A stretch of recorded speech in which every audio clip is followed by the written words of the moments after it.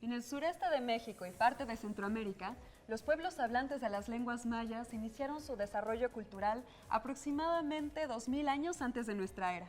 Esta maqueta nos da una idea de cómo sobre una extensión de más de 300.000 kilómetros cuadrados ocupados por selvas y llanuras, se pudo asentar un pueblo con mucha diversidad, pero con varias características en común. Los antiguos mayas destacaron en las artes, en la construcción de grandes ciudades, las ciencias y muy particular en una disciplina que atañe a nuestro programa de hoy, la astronomía.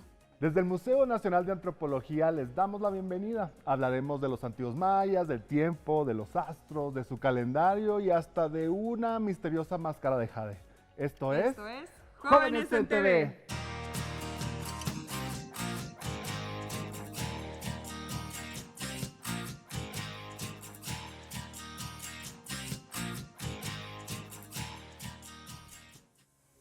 Paso este de matemáticas para el jueves a las 4, química el martes por la mañana.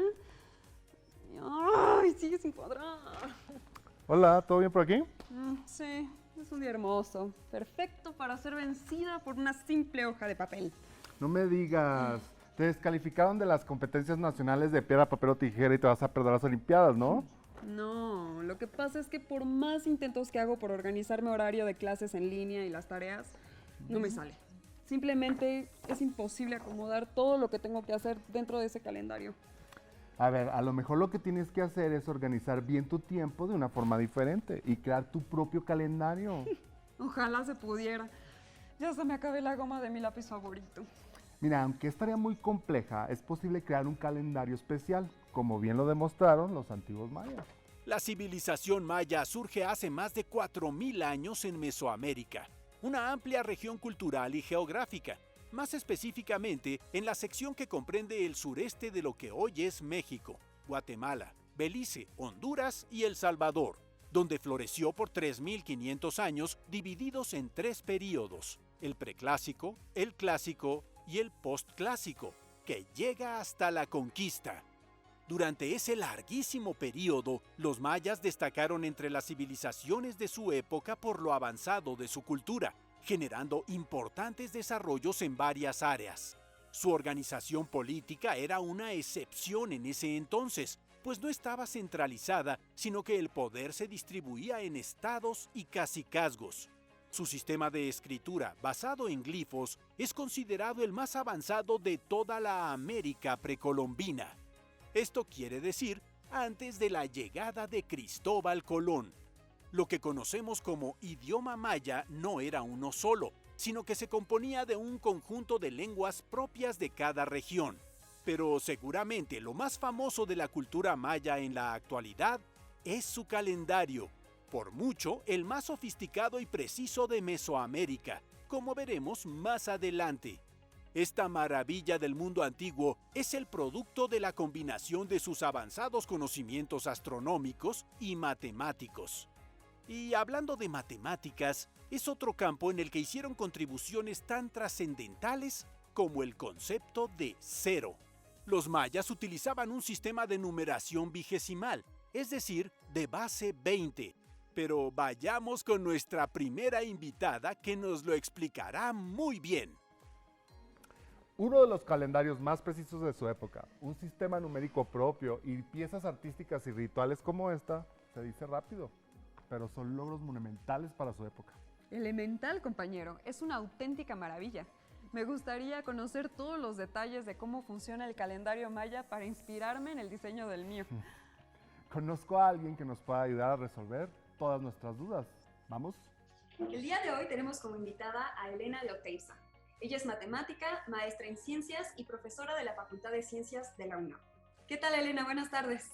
¿Qué es un sistema numérico y cuáles son los más utilizados? Muy bien, los sistemas de numeración son una manera simbólica, distinta a la escritura ordinaria, para representar a los números. En la historia del hombre han surgido distintos sistemas de numeración con diferentes grados de refinamiento. De los sistemas de numeración más antiguos tenemos a los egipcios y a los babilonios. También tenemos el sistema romano. Este se utilizó durante el Imperio y hasta mediados de la Edad Media, aunque hoy todavía se utiliza, como en las fechas de edición de las películas, para numerar los tomos de una enciclopedia, para enumerar los siglos, etc. Este sistema no tiene un carácter posicional y eso fue lo que lo hizo más débil. O sea, no pudo progresar porque hacer operaciones con él es sumamente difícil.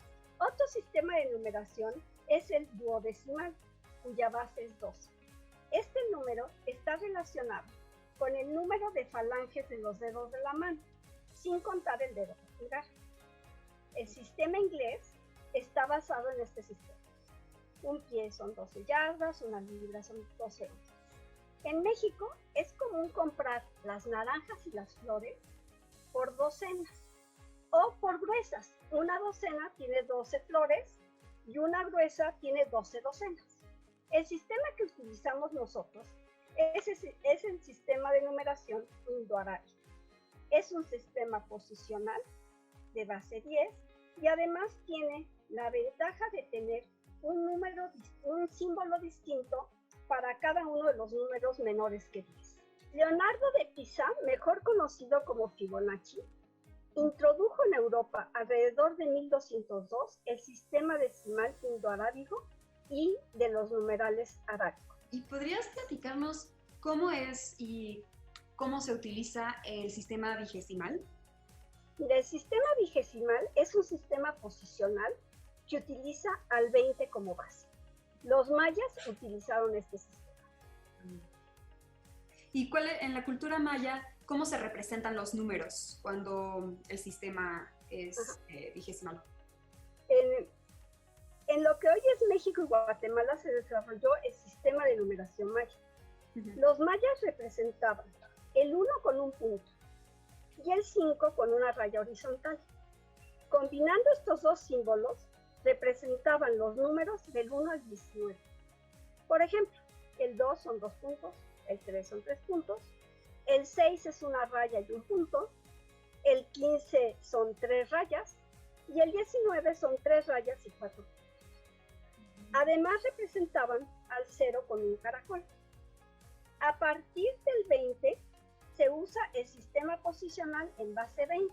Las posiciones eran verticales, o sea, escribían los números de forma vertical en lugar de horizontal como nosotros. Y se leen de arriba hacia abajo. ¿Crees que se pueden crear nuevos sistemas numéricos? Bueno, sí, se han creado. O sea, el sistema binario que usa la base 2 es sumamente importante en la actualidad, ya que las computadoras utilizan ese sistema para operar.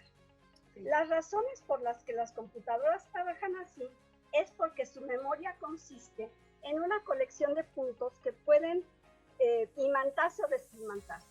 De esta forma pueden representar unos y ceros de una manera muy natural. Además, las tablas de suma y producto en base 2 son más fáciles de implementar en un sistema operativo. Si agrupamos las expresiones binarias de 4 en 4, cada grupo de 4 símbolos puede expresar un número del 0 al 15 y podemos representar cada uno de estos números con los símbolos del 1 al 9 como nosotros y luego a partir del 10, en lugar del 10 vamos a llamar A, y luego A, B, C, D, E y F.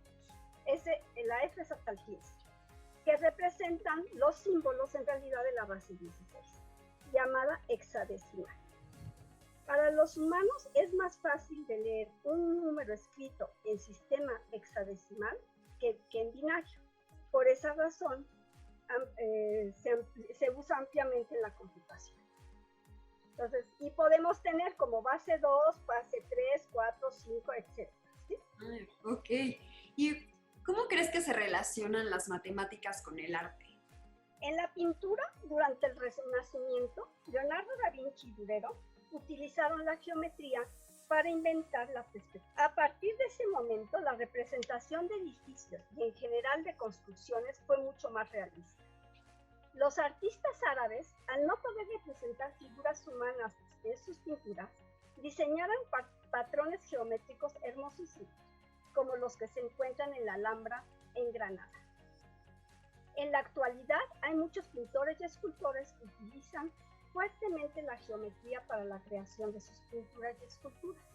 Por ejemplo, Vasarely y dos mexicanos, Sebastián y Manuel Felgueres. El artista que mejor ha utilizado la geometría para realizar sus obras es el M.C. Escher, o Escher, que es el que inclusive utilizó geometría hiperbólica en algunos de sus diseños. La música también está muy relacionada con las matemáticas, ya que las diferentes escalas musicales están relacionadas con las fracciones. Y en la arquitectura, bueno, no digamos, también está presente en las matemáticas, en particular la geometría. Por ejemplo, en el diseño de arcos, bóvedas, puentes, etc. Perfecto, Elena. Pues muchas gracias por esta entrevista, en verdad. Y regresamos con esto que es Jóvenes en TV. Como si no fuera suficiente con crear un calendario tan preciso, todavía se aventaron su propio sistema numérico. Ahí nomás, para no aburrirse. Y ya que tenemos la fortuna de estar en este museo, que te recuerdo es el más visitado de México y uno de los más importantes del mundo, quiero aprovechar para mostrarte una de mis piezas favoritas de la sala, la máscara de Pakal.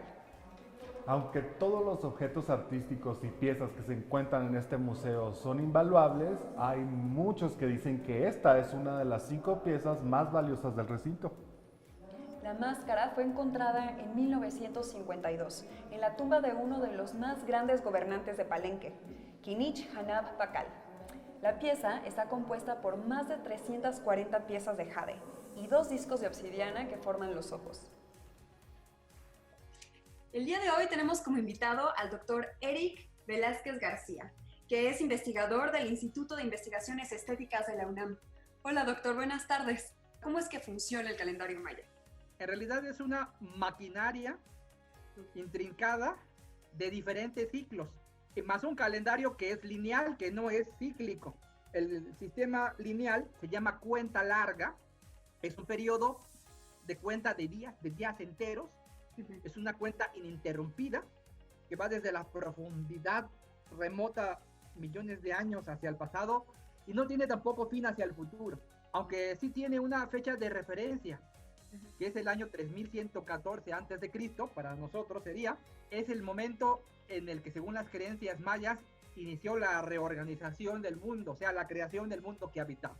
Ese es el gran ciclo lineal, pero hay otros calendarios que van paralelos a ese, que sí son cíclicos.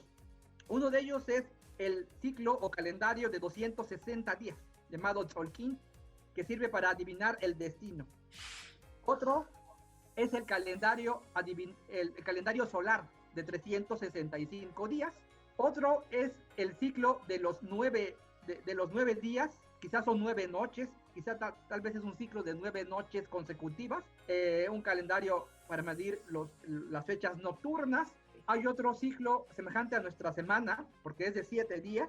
Hay otro ciclo que es realmente un calendario lunar, que son 18 meses, pero 18 meses lunares, 18 lunaciones. Finalmente hay otro ciclo que tiene una duración de 819 días, y que hay un año de 819 días se asocia con el oriente, el siguiente se asocia con el norte, el siguiente con el poniente, el siguiente por el sur, porque el tiempo para los mayas ocupa siempre un lugar en el espacio. Es materia que llena el espacio. Wow. ¿Y esto qué tan preciso es? ¿Qué tan preciso es el calendario maya con respecto a la posición de los astros? Es poco preciso en realidad, pero no porque no pudieran hacerlo más preciso, sino porque si lo hacían demasiado preciso, se desencajaba entre sí. Todos estos ciclos que acabas de mencionar se engranan como si fuera, como si embonaran. Y hay sistemas específicos, numéricos, dentro de estos ciclos que permiten embonarlos. Vamos a suponer que ellos hicieran corrección de bisiesto, porque se daban cuenta que el año de 365 días era un poco menor que el año real. ¿Sí? Al hacer la corrección de bisiesto, añadir la corrección, se va a desencajar ese calendario de los otros. ¿Sí? Por eso no lo hacían. Aunque sí sabían que era una idealización en números enteros. Y los campesinos sí llevaban de alguna manera la cuenta del calendario solar preciso, porque si no se les desencajaba la época de lluvias y demás. Sí. También sabemos por los edificios que alineaban, que sabían cuándo iba a haber el solsticio, el equinoccio o el paso cenital. Evidentemente los mayas sí conocían la duración del año trópico, pero no lo registran por escrito en el sistema. Llevan un año idealizado de 365 días, porque si no se descuadra de los otros ciclos, ¿sí? O sea, sí conocían la duración de los periodos, pero también le tenían temor a ese desencaje. ¿Y podría explicarnos también qué significan Baktun, Katun y Tun?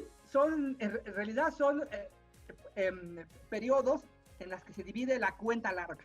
Y ya dije que es un ciclo infinito, ininterrumpido de días lineales. Pero la base para que funcione la cuenta larga es la numeración vigesimal y posicional, ¿sí? Así como decimos, el 1 es una unidad, pero en la segunda posición es 10, ya no es 1, es una decena.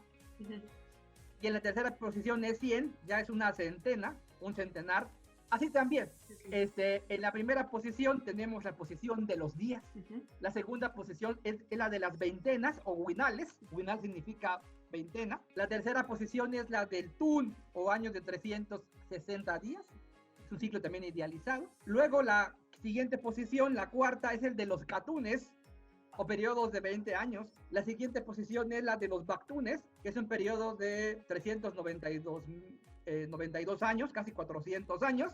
Esas 5 posiciones básicas eran las que usaban para escribir sus fechas, pero tenían muchas posiciones arriba de Baktun. O sea, imaginemos la siguiente posición, que sería el Pictun, que son 20 Baktunes, que son como 8,000 años. O la siguiente posición llamado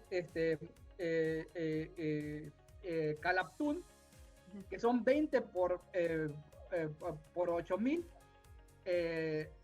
Entonces ellos podían agregarle todas las posiciones que quisieran, multiplicadas por 20 hacia arriba, si querían fechar algún acontecimiento mítico, miles o millones de años hacia el pasado o hacia el futuro, ¿sí? Es decir, esos son los nombres de las posiciones de la cuenta larga, como si dijéramos nosotros unidades, decenas, centenas, millares, ¿no? Así es, quines, winales, tunes, catunes, bactunes, pictunes, quintiltunes, aloctunes, etcétera. Qué increíble, de verdad. Muchas gracias por esta entrevista. Creo que conocer de los mayas es información infinita. De verdad, muchas gracias por esta entrevista. Y bueno, continuamos con el programa en esto que es Jóvenes en TV. Hoy sabemos todo esto gracias al trabajo colaborativo de muchos investigadores a lo largo de los años en un área de la que ya hemos hablado en capítulos anteriores. ¿Ah, sí? ¿Cuál? El descifrado de códigos, que fue necesario para poder entender los mensajes que los mayas nos dejaron en rocas. Pero no fue nada sencillo, ¿eh? Algunos tableros de glifos se llevaron hasta 70 años de investigación para ser completamente descifrados. ¡Wow! Pero no importa el tiempo, valió la pena. Así pudimos conocer a fondo sus importantes contribuciones en todos los campos que hemos visto. Entre ellos, uno que quise guardar hasta el final. La cerecita del pastel. Ay, bueno, ya dinos. La astronomía. Y antes de ir con nuestro último invitado de hoy, les quiero compartir 2 datos bien impresionantes. Somos todo oídos. Como ya escuchamos anteriormente, los cálculos astronómicos de los mayas eran tremendamente precisos. Tanto así que consiguieron estimar la duración del año solar con un error de solo 23 segundos. También se aproximaron bastante con el ciclo de Venus, con un margen de error de 1 día en 6 años. Yo creo que se merecen un fuerte aplauso, ¿cómo no? Hola, estamos con el doctor Daniel Flores, del Instituto de Astronomía de la Universidad Nacional Autónoma de México. Daniel, ¿cómo está? Hola, ¿qué tal? Muy buen día. Bien, afortunadamente compartiendo un tiempo con ustedes.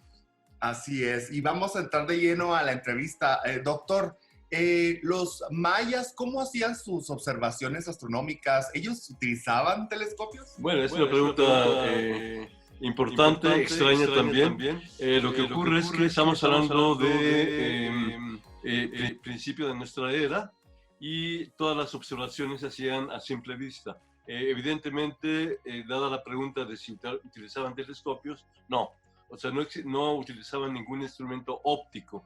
Había instrumentos que estaban relacionando con puntos de referencia solamente y los edificios donde se ubicaban. Claro. ¿Y qué tan precisos eran estos cálculos de la posición de los astros que los mayas hacían? Bueno, cabe mencionar que las observaciones de los ciclos astronómicos son en grandes intervalos. Por ejemplo, de la Luna podríamos hablar de intervalos de cada 30 días, 29.5 días, y también podemos hablar de intervalos de 3 años aproximadamente. De la observación de Venus, estamos hablando de ciclos de 8 años y ciclos que nos llevan a intervalos de 104 años aproximadamente. Y estos valores están registrados en ciertos documentos dejados por los mayas. Por ejemplo, tomando esa relación de 104 años, quiere decir que los astrónomos antiguos, aquí en la región de América, por ejemplo, los mayas, estamos hablando también de otras regiones en el mundo, en la región China, Mesopotamia, todas esas culturas antiguas, hacían observaciones a simple vista y las observaciones de los ciclos se triplicaban o cuadruplicaban en tiempos de observación para llegar a la conclusión de un intervalo más pequeño. Así es. Y hablando específicamente del el Códice de Dresden, ¿no? ¿Qué nos decía específicamente de Venus? Sí, hay algo muy importante en el Códice de Dresden. Es un registro de sucesos astronómicos.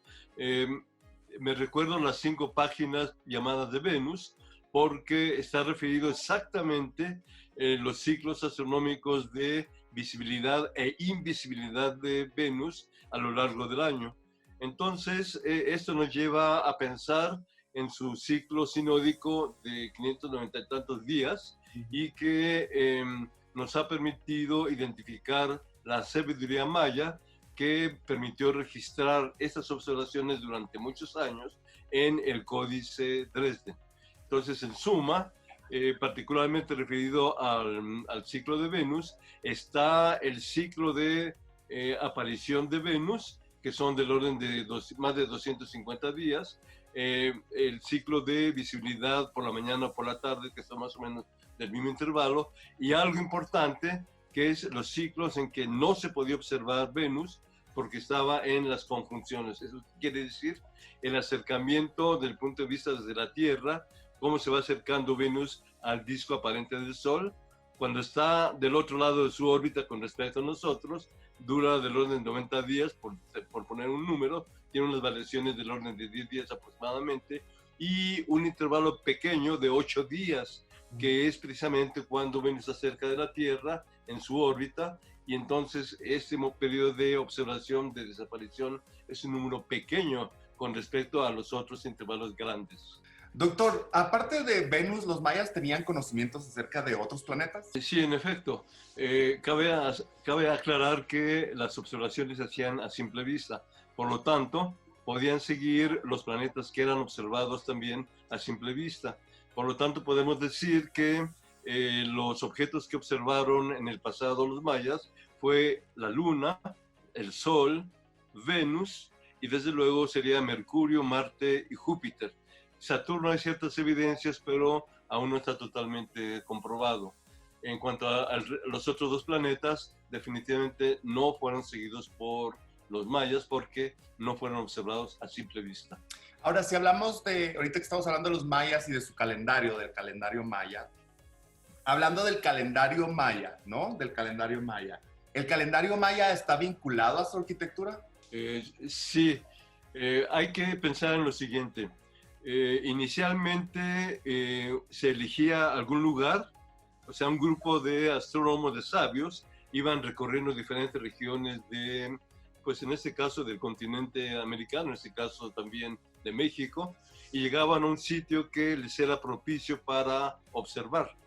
Entonces se situaban ahí durante un par de años y entonces al ver si los ciclos se cumplían, entonces ya se asentaban de modo definitivo e iban construyendo edificios para seguir diferentes sucesos astronómicos. Entonces la respuesta final a la pregunta es que sí, hay una vinculación entre los edificios orientados y el seguimiento de sucesos astronómicos o planetarios. Muy bien, y por último, doctor, ¿cuántos sistemas calendáricos usted conoce? Bueno, hay que distinguir 2 cosas. Primero, lo que es propiamente el calendario, que sería el calendario de 360 días más 5 días que se contaban para completar el año trópico que ahora conocemos con 365 días. Está también el calendario de 260 días, que algunos niegan que es un calendario, otros sí.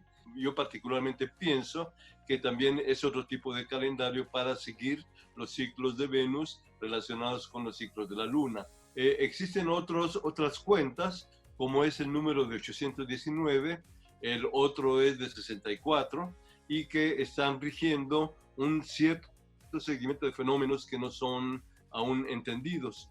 Entonces, el calendario de 819 días podría traducirse en años. Igualmente, el ciclo de 64 podría ser días, pero también podrían ser años. Esta es una simbiosis del pensamiento maya o el pensamiento antiguo mesoamericano, en el cual tenían mediciones de múltiplos y submúltiplos que nos llevaban a años o a grandes intervalos. Bueno, pues muy interesante todo lo que nos comparte. Muchas gracias, doctor. Y nosotros continuamos en Jóvenes en TV. Bueno, viendo lo complejo que es, creo que olvidaré la idea de hacer mi propio calendario.